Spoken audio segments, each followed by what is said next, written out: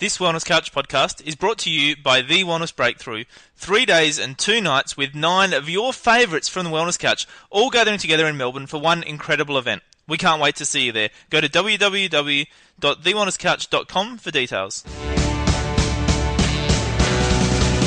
TheWellnessCouch.com, streaming wellness into your lives.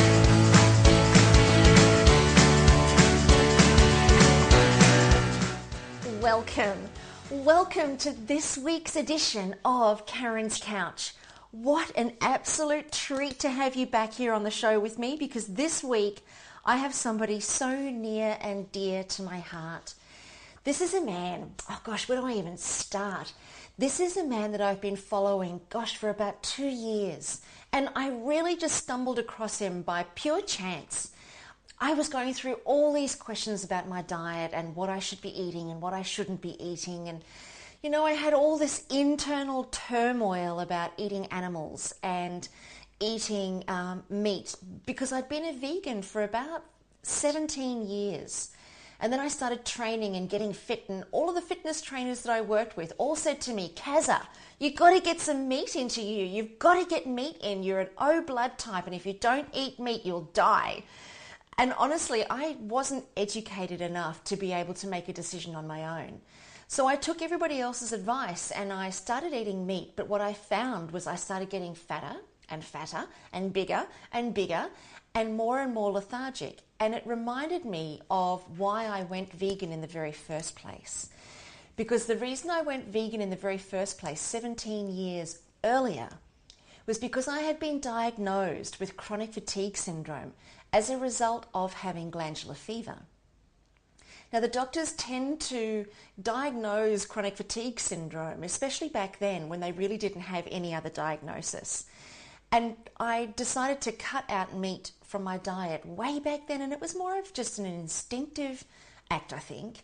But geez, I tell you what, within a month, I was back to my full-on self, whereas previously I had to choose between whether I would vacuum the house or scrub the shower, and that was all I could do for the day.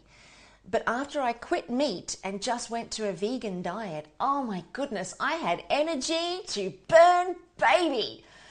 But the problem that I had back then, again, I still wasn't the most educated creature on the planet, and I think I speak for a lot of us. We tend to be influenced by lots of different diets and opinions and thought systems, but we don't tend to really educate ourselves that much.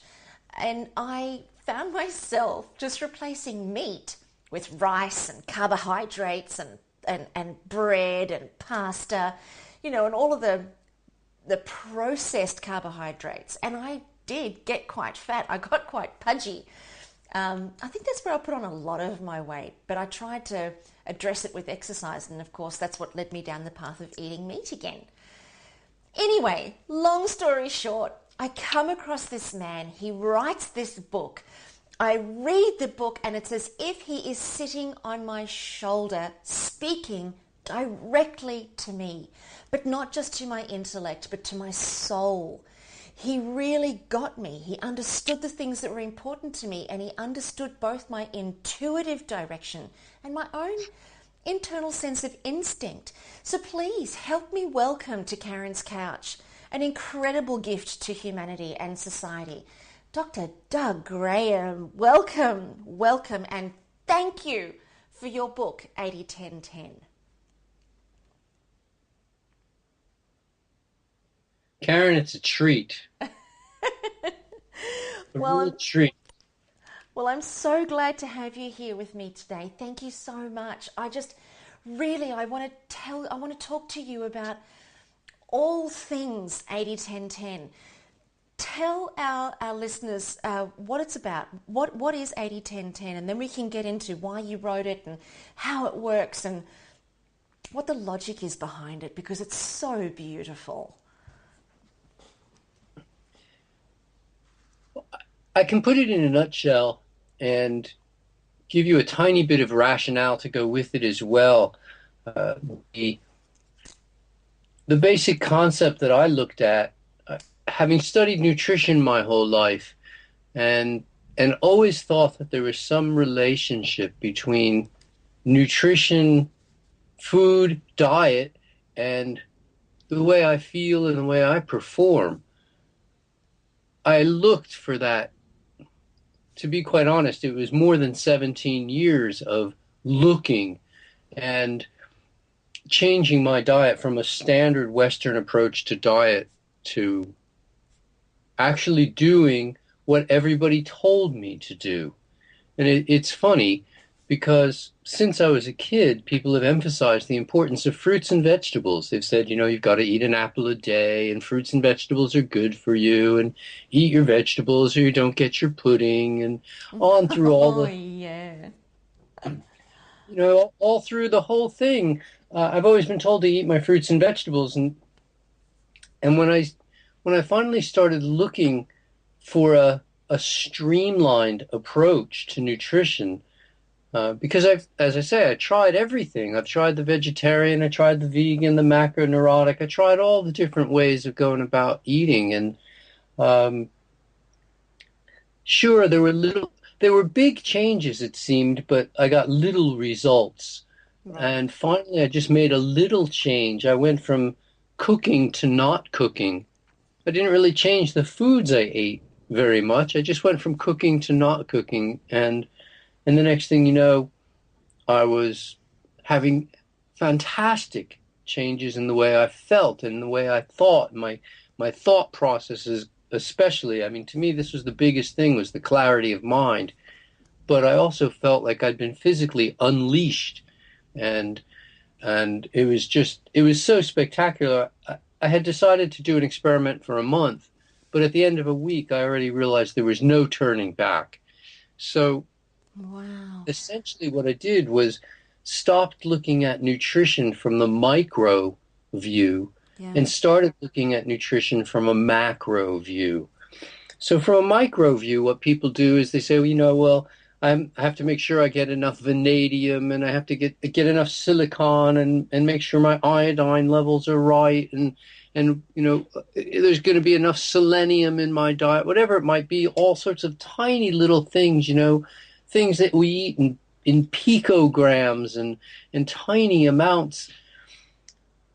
And I started looking at my nutrition in terms of my food.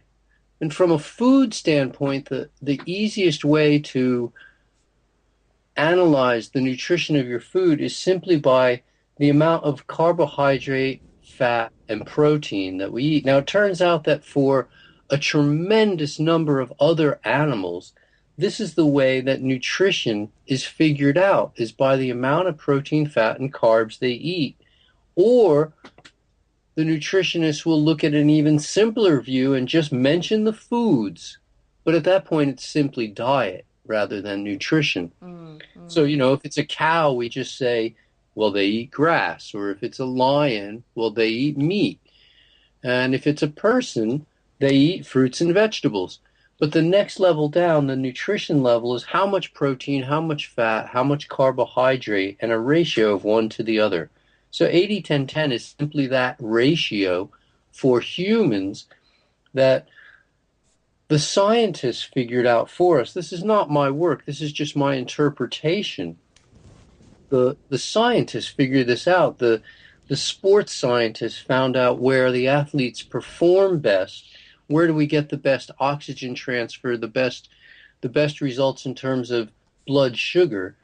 The research scientists, the T. Colin Campbell, did the largest research study ever done on nutrition, human nutrition, called the China study, more than 100,000 people involved. And he was a meat eater looking to prove that meat eating was a valid way to serve human nutrition. And he came out of that study as a vegan. But and he also says that raw foods are the best for us, and low fat is the healthiest way to eat. So his study with more than 100,000 people proved that eating a low-fat, raw vegan diet was the healthiest way to go. The most long-standing study ever done is known as the Framingham study. It's now run for more than 50 years, and it's still running. And it's primarily a heart, but also health study. And they proved the same thing. Once again, they came out saying that low fat is the healthiest way to eat. Fruits and vegetables, the best foods for you. So based on the studies, I just came up and said, well, let's eat a diet of fruits and vegetables that's a low-fat diet, relatively low compared to the way other people eat. The way most people eat is about 45% of their calories coming from carbs, somewhere between 40 and 45% coming from carbs. Wow. And then about 11 to 15% coming from protein, and then another 40 to 45 coming from fat. And So you know, there's a bit of a there's always a different movement around diet. You know, on a different day there's a different diet that's being espoused. yes. And at the moment, I'm hearing lots about the low carb, high fat diet where there's lots of butters, lots of creams, lots of oils, lots of nuts. And I mean, they're you know, potentially healthy fats for people who do eat meat and dairies and stuff, as far as interpretation is concerned. But it's big, you know, like it's heavy load on the fats, and it's at least 50% of their diet. From what It's much more. It could be 60. It can be 60 to 80% of the diet can be fat on the truly high fat approaches, because the protein doesn't rise all that much.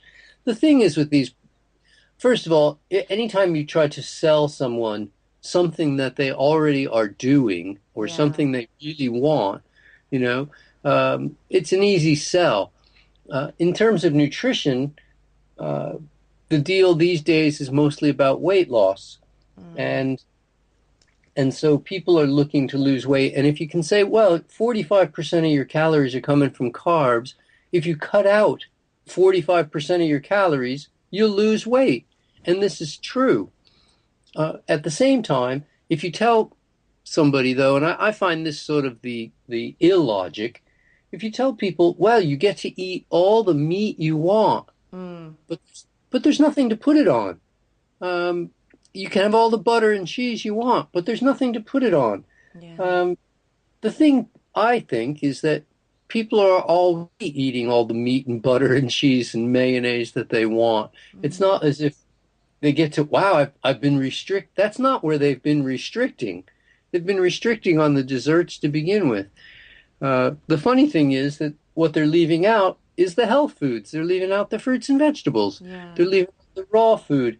The science is in. It's not newsworthy. We've known since the 50s that when you heat meats, it's carcinogenic, and when you heat starches, it's carcinogenic. We've known this for decades at this point, and there's no news here that raw foods are better for us than their cooked counterparts, and that fruits and vegetables are healthier for us than anything else. All I did was say, well, let's actually put the rubber to the road. Let's see what happens if I eat fruits and vegetables. I did it as my own little private experiment. Yeah.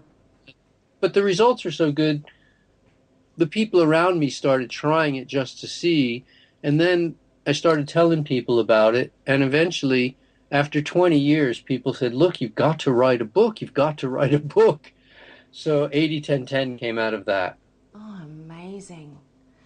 So, talk to me about, you know, your philosophy around that. You mentioned that you had fantastic changes when you went from cooking to not cooking.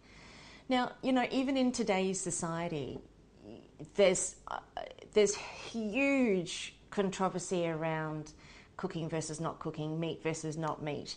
I mean, you know, just as many people that say don't eat meat, there are just as many people that say eat meat and 10 times more. When you said that you got clarity of mind, what was the real difference that you noticed in the way that you behaved or in the way that you responded? Because I know certainly for myself, since I've been following more of a raw vegan diet, I'm far more calm and I'm far more placid than what I was before. And I didn't really recognize that until I read your book and really started to understand what was going on. So explain that part to me.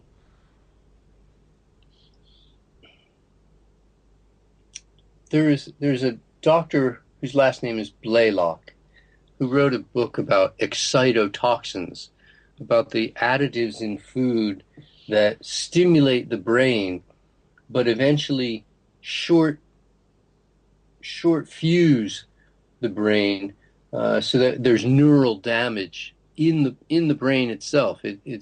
They're toxic to us, but we love the stimulation. Humans love stimulation. We're suckers for stimulation. Yeah. We love the adrenaline rush. For me, what I noticed most was the clarity. All of a sudden, two things happened that I noticed. One was that I never lost track of what I was talking about. I used to, because I will tend to digress while I'm speaking, and then the next thing you know, I go, oh, what was I talking about? Yeah, yeah. And that used to happen a lot, and either my friend, whoever I was talking to, would remind me what we were talking about, or they wouldn't know either. But either way, that stopped happening. I was able to maintain my train of thought no matter how much I digressed in the conversation. While at the same time, another thing that happened to me quite a bit was that I would be talking to someone or in a group and then not be able to come up with a specific word. It would be somewhere on the tip of my tongue. Oh, you know that word that means da da da da da da da da. And then the other person would tell me the word, and then I'd have that word. But that used to happen to me a lot. And suddenly that stopped happening. I just knew the word. My vocabulary increased dramatically. My accessible vocabulary increased dramatically. And to me, those two things were really big. The clarity meant a lot. But I saw it portray in another way, which was that I used to be the most, okay, I've always done sport, I've always been athletic, I've always had pretty good reflexes, but at the same time, I really enjoy pushing the limits of my ability to perform. Yeah. And so I've suffered more accidents than anybody should ever have to go through in their life. Oh, Almost, no. you wouldn't say I was clumsy because I was also, if I drop something, I can usually catch it before it hits the floor.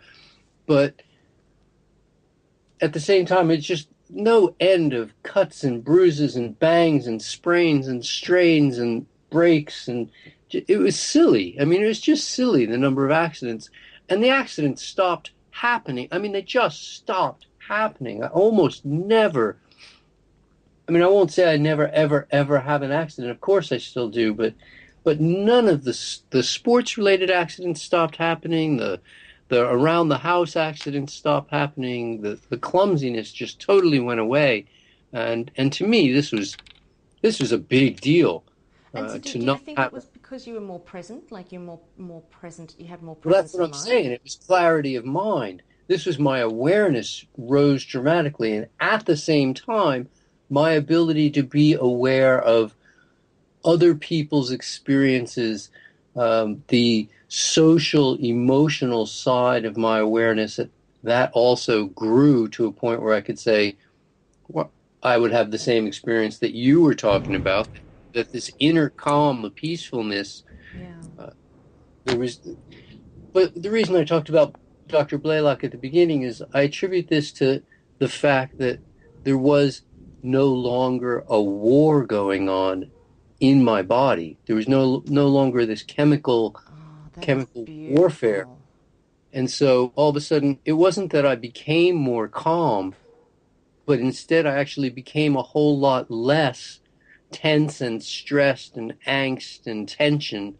All that went away, and my own inner calm just could now shine through. Oh, that's absolutely beautiful. You know, I was only having a conversation with another guest for Karen's Couch yesterday, and we were saying exactly the same thing. In that, we don't believe that we need to be adding anything more to ourselves in order to experience peace and calm.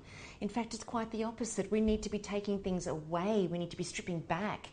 We need to be coming back to real, what's real in life and the basics. What's a normal day like for you? So talk me through a normal day of eating. Oh, a normal day of eating. I was going to say, I don't have a lot of normal days. My life, I don't tend to fall into a lot of patterns typically, but a normal day for me in terms of food is Well, it's sort of funny because I used to only eat once a day. When I was a kid, I only ate once a day. I'd Right. start eating when I woke up and I'd stop eating when I went to sleep. I And I think would that's just, just part of being a boy, though, isn't it? yeah, perhaps. I would only, I would interrupt my eating because I would snack all day long. I would interrupt it 3 times a day for meals, but other than that, I Hilarious. was just, I mean, it was crazy. I really seemed to be voracious and never satisfied and always eating.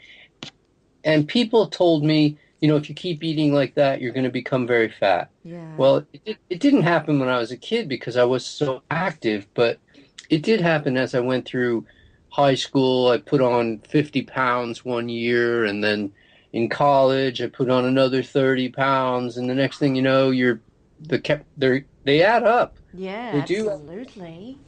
and they don't drop off as quickly as they seem to come on, but it was just, well, eventually, as I changed my diet, odd things happened, little things happened that I didn't know.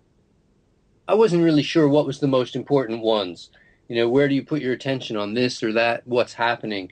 But the thing that happened that changed me, that I really said, wow, this is profound, was I had a sense of satiation after eating that I had never experienced before.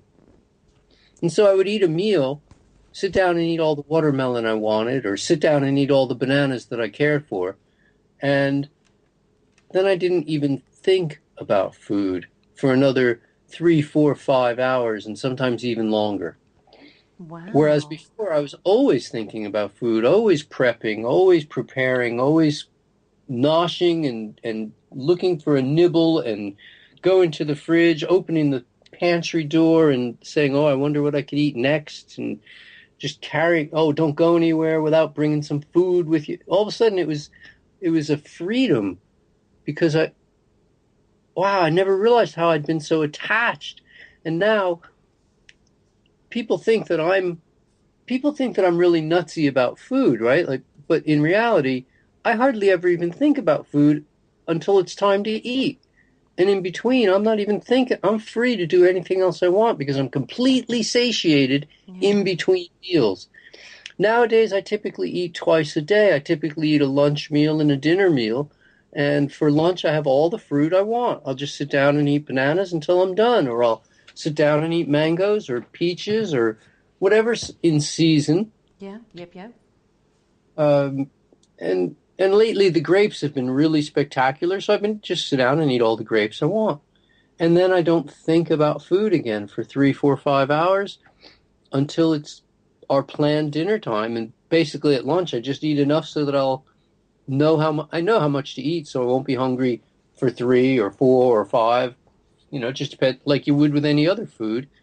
And then sit down, have my dinner. At dinner time, I'll eat all the fruit I care for. Usually I'll have some orange juice or mango or grape or pears or apples or whatever's convenient. And then I'll have a big salad. Now I know how to prepare vegetables. I'm very good at preparing vegetables, so I might have soup and salad and wraps and slaw or whatever it is, but I'll have all the fruit I care for to make sure that I'm not going to have any cravings afterwards. That's a big And thing, then, that, isn't it? I mean, a lot of people have these big sugar addictions and they get told to stay off the sweet fruits. What are your thoughts about that for somebody that is coming off a sugar addiction that does have, all of that stuff going on in the candida and, all of that, where they're told right, to, well, yeah, I'm a lot more addicted to breathing than I am to eating. yeah, right. And I think that when we start talking about sugar addiction, we've completely missed the point. Anybody who's ever had children knows that children put things in their mouth to find out whether or not it's food. And they put everything in their mouth. They put a pen in their mouth, put a stone in their mouth. But the only things that they determine are food are the things that taste sweet. If it's sweet, it's food. If it's not sweet, it's not. We test for sweet on the tip of our tongue. And all of us are designed to seek sweet. It's how we're built. We're manufactured. We're designed. However you want to look at it, our nature is to eat sweet things. And so I don't think that giving up saying I'm not going to eat sweets, or I've got a sweet tooth, I'm going to overcome it, I'm going to deny my sweet tooth.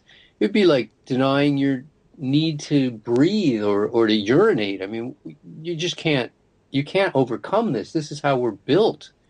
And if you want to be satiated, you have to eat enough sweets. Sweets aren't the bad guy here. We've shown it time and time again. Sweets aren't the bad guy. We are designed by nature. You must carry blood sugar. Sugar is involved in the chemical reactions in every cellular process, right down to even the sperm and the egg carry sugar within them. And you have to have enough sugar. Now, obviously, too much sugar is a problem, but too much anything is a problem. The whole nature of the concept, the phrase too much implies a problem. But the proper amounts are somewhere between 80 to 90% of our total calorie intake coming from sugar, but not from cooked sources, coming from fruits and vegetables. This is where we're supposed to get our sugar. These are the healthy sugars. So talk to us about, let's say we've got a family and they've been eating the standard American or the standard Australian diet, which is your typical meat and 3 veg with some pasta and potatoes, or they might have fish and chips, and they have the cereal with milk for breakfast, they have sandwiches with cheese and ham for lunch and yogurts, and that's their general way of eating, because that's the way that most people are conditioned or educated to eat from the time that they're fairly young. How would a family, like, how would they transition? What's your advice to somebody listening to this show that's going, okay, I like this guy, I like what he's got to say, and I'm ready to make a change? What advice would you give to them to begin the journey? Well, it's a great question, and thanks for opening that door. It's a funny thing, because you and I were speaking at the beginning about doing the math, and the numbers have to add up. And okay, that's the reality. Then if you do the math and it doesn't work, well, then something is wrong, and it has to work out right. And what's been shown by health scientists and sports scientists and anybody who studies human nutrition is that human beings consume, around the world, we consume about 10% of our calories from protein. Some people 11 or 12 or 13, and if you're a bodybuilder, maybe a bit more, but only the bodybuilders really go beyond that 10, 11, 12% of our calories from protein. Right. That's what we eat. That's the math. And then the scientists have demonstrated clearly that when we eat too much fat, there are problems that are predictable. Heart disease, diabetes, cancer. We know all of these things are actually resultant from too much fat in the diet. And that the healthiest results, the people who've done the most successful health results have all used single-digit fat consumption. We have to eat fat. We need fats. Fats are important in our diet. And you'll find fats in all fruits and all vegetables, but the healthiest results have invariably been shown by people who are consuming or recommending single-digit fat consumption, 7 to 10% of calories from fat. Again, Framingham study, China study, the Pritikin longevity centers for 40 years have clearly demonstrated optimum results from low-fat diets. So by the time we do somewhere's around 10% of our calories from protein and somewhere's around 10% of our calories from fat, we're left with inarguable math that says that pretty close to 80% of our calories needs to come from carbohydrates. People always say to me, but isn't that too much sugar? And I say to them, do the math. The math says that that's how it has to be. It's if you're eating 10 and 10 protein and fat, the only other place to go is 80% carb. And so it's a transition. The easiest transition becomes one, I think, and I've tried every possible transition under the sun with clients now for over 30 years. I mean, we've tried every way there is and looked at the numbers both short term and long, because when you describe easiest, different people have different interpretations of what's easy, you know. But when I walk into a dark room, I turn on the light because that's the easiest transition. If I go to a swimming pool, we have the option, you could tiptoe in from the shallowest edge, or you can just jump in. Yeah. Which is the easiest transition? Well, when it comes to our own health, I think the easiest transition is to stop doing the things that are killing us. And I love how you talk about that in your book. You're very clear about that. You just say, just do it. Just don't waste time doing it slowly. Just dive in, boots and all. I mean, if you're a heroin addict, they don't gradually wean you off of heroin or alcohol or smoking cigarettes. The easy transition is to just stop. So for me, and I know Susie Powder long ago wrote the book, Stop the Madness, and she just stop. Yeah. But I say that I'd rather go really gentle, really easy, and say, okay, how about a short-term experiment, meaning you can go back, a short-term experiment in dietary modification. Let's just try a little experiment. What would happen if all you did was eat if it's daytime, you eat fruit. Fruit for breakfast, all you want. Fruit for lunch, all you want. Fruit for snacks, all you want. If it's daytime, if it's light outside, eat fruit. If it's nighttime, eat fruit or veg. And just see how you feel. Do it for a week. And just say, okay, I'm going to commit. I'm going to eat all the fruit I want. Fruit, fruit, fruit, fruit, fruit. And then when I'm done with fruit, vegetables, vegetables, vegetables, until I have all the volume that I want from vegetables, and I get all the nutrients that I want from my fruit, all the calories, all the sugars, all the micronutrients.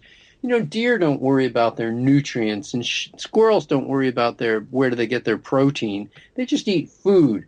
The food that's best for human beings is fruits and vegetables. It's an inarguable message. Come on, fruits and vegetables are health foods. Yeah. And all the way around the world, fruits and vegetables are health foods. It's not like, well, in this country they say eat bugs, and in this country they say eat shrimp or something. I mean, fruits and vegetables are health foods. So, in closing today's show, which has just gone so quickly, so for this family that's trying to do the transition, would you suggest that they actually also go boots and all and just try doing raw for a week? Or would you suggest that they cook it and then eventually introduce more raw foods, with their vegetables? What do you reckon about that?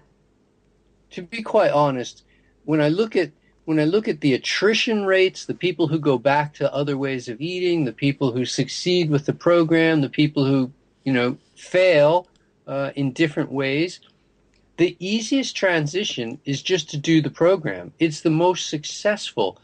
And yeah, I would literally say go for a week and have a family say, oh, let's see what happens if we just eat fruits and vegetables for a week. At the end of a week, the cooked food will still be available. They can still go back to, in fact, the other food, which has such tremendously long shelf life, it'll still be fine in their fridge, even if they haven't thrown it away. It'll still be there next year. Yes, and that's a little scary. I know, and I'm talking about the meat. But I mean, eventually they'll probably get rid of the bottles and boxes and cans of food and realize that they want their food to come out of the ground. They want their food to come off of trees and bushes and shrubs, vines. But I would say literally do the experiment for 1 week. Eat fruits and vegetables, all you want. What most people will find is a rise in energy, a loss in weight. They'll find that they have increased clarity and that probably they're hungry a lot because they're not used to eating such volume. We Yeah. do get to eat more volume of food, and this is a learning process of learning how much volume really must be consumed. But for people, for most people, they do have a few pounds to lose. And so if they lose a pound or two during the beginning week of the experiment, that's good news. Yeah, absolutely. And I think anybody who's on the standard American or the standard Australian diet, you're dead right. They definitely have weight to lose. So it's actually a bonus. Look, We're not.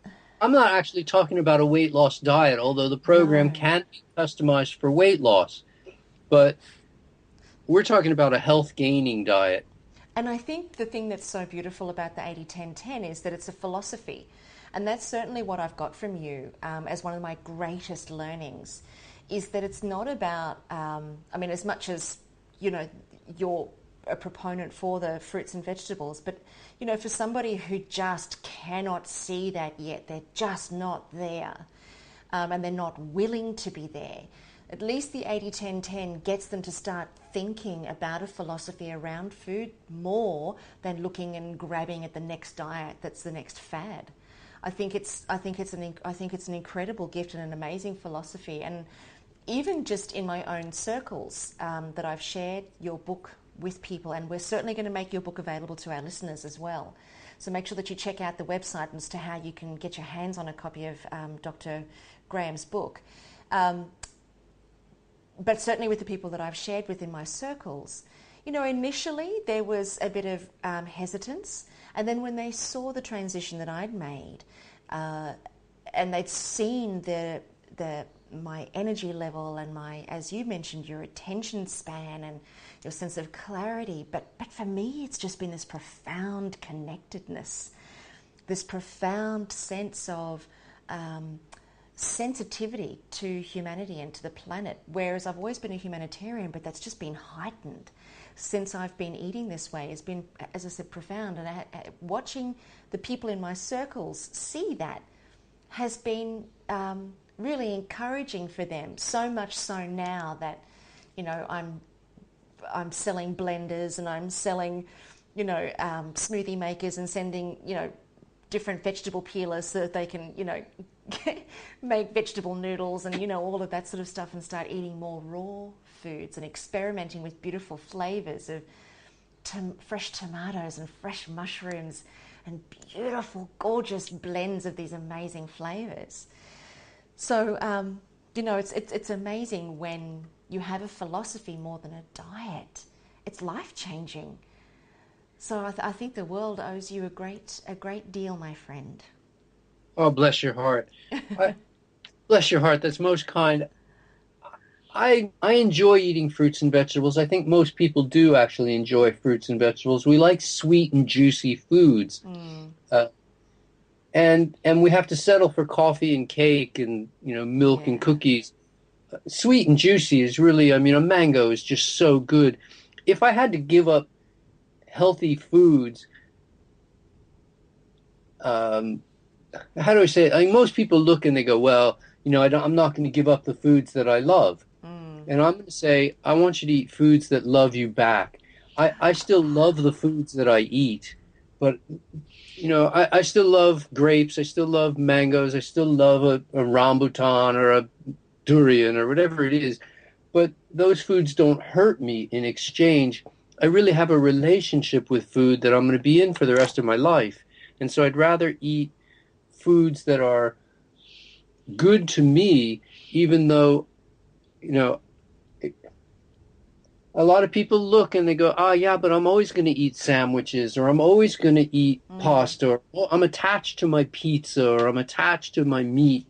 And I go, I enjoy that stuff too. I loved all those foods, but they hurt me and they didn't take me where I wanted to go. And I couldn't maintain my health or my weight or my happiness.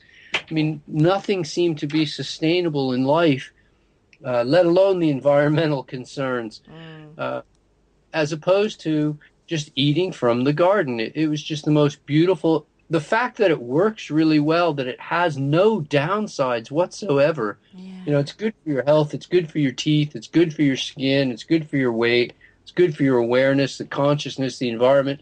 The animals are much more fond of it too when we don't eat them. Yeah. But for all of that, it came down to how do I feel? And it was like, at the end of the day, to me, it was like any other relationship. I had to go for a relationship that worked for the other party, but it also worked for me. And for me, I mean, I like eating. I know all the other foods taste good, but I'm still eating food that tastes good. That becomes null and void in the equation. They cancel each other out. At that point, now all I'm left with does this food lead me to a healthy result, or does this food lead me to an unhealthy result? There's no one suggesting that fruits and vegetables are harmful to us. Fruits and vegetables are health food. And I encourage everybody to do the experiment, go to health, and see how it feels to eat 80-10-10. Then, if you love the results, you stick with it. If you don't love the results, you can always go back to the other way. What an awesome way to end the show. What an awesome finale. That was beautifully said and beautifully put. It's just so clear and it's just so obvious as to what people need to do in terms of a next step. And, you know, you're so spot on. Today we've had Dr. Doug Graham on the couch with us, everybody, and I hope that you've enjoyed him as much as I have. What an amazing man and what an amazing journey that you've been on. You know, that whole philosophy of just experimenting with your food, just do it for a week. What have you got to lose? You know, you've been eating food that hasn't been loving you back, chances are for many, many years. Give yourself a week. Be kind enough to yourself to just experiment for a week and see how you feel. Dr. Doug Graham from 80-10-10, thank you so much for joining us on the show today. Thank you. It's been an absolute pleasure. Thanks again, Carren. It's a treat to be with you. I look forward to having more chances to chat. Oh. Thanks for opening up your mind and your body to being able to do the experiment. Try 80-10-10, and I know you'll love it. What's not to love about eating a sweet and juicy diet? Oh, geez, it just sounds so sumptuous. But I love that. Have an intimate relationship with your food, and hopefully that will then lead to an intimate relationship with yourself. Thank you. I agree. Yeah. Yep. I think it is succulent. It is luscious. Fruits are decadent eating, and I enjoy that part. I'm not suffering in any way. You certainly don't sound like it. So thank you everybody for joining us today on Carren's Couch. I hope you've absolutely loved every minute of it. If you've got any questions for myself or for Dr. Graham, please don't hold back. I will make sure that we get our questions to him. Go to our Facebook page at allthews.facebook.com/Carren's Couch. Post your comments there and I'll make sure that Dr. Graham gets your comments and your questions. Also, if you'd like to get your hands on a copy of his book, go to our Facebook page and you'll see underneath the show how you can get your hands on a copy of this for yourself. It's absolutely worth the experiment. You know, you're doing yourself a favor and giving yourself a gift. Go to iTunes, give us a 5-star rating and tell everybody that you know how much you love Carren's Couch. Join us here next week for more enlightenment and more brilliance from extraordinary people all over the globe. Thanks for sharing the show with us, and we'll see you same time, same station next week. Bye for now. Hi, it's Damien Christoph here. 2015 marks perhaps the most important event the Wellness Couch has ever conducted. We've had 2 sold-out wellness summits these last years, but honestly, nothing will come close to our first ever wellness breakthrough. Your favourite Wellness Couch experts, the Up for a Chat girls, Quirky Cooking's Joe Whitten, Stu Hayes, Marcus Pearce, and of course the Wellness guys are all gathering in Dandenong Ranges for 3 days and 2 nights for one incredible event. If you want possibly the greatest peer group in health and wellness to help you catapult your life to the next level, then we'd love to see you at the Wellness Breakthrough in February. For more information, go to www.thewellnesscouch.com. Whilst the Wellness Couch presenter endeavor to provide accurate and helpful information to their listeners, these podcasts cannot take into account individual circumstances and are not intended to be a substitute for health and medical advice from a qualified health professional. You should always seek the advice of a qualified health professional before acting on any of the information provided by any of the Wellness Couch podcasts.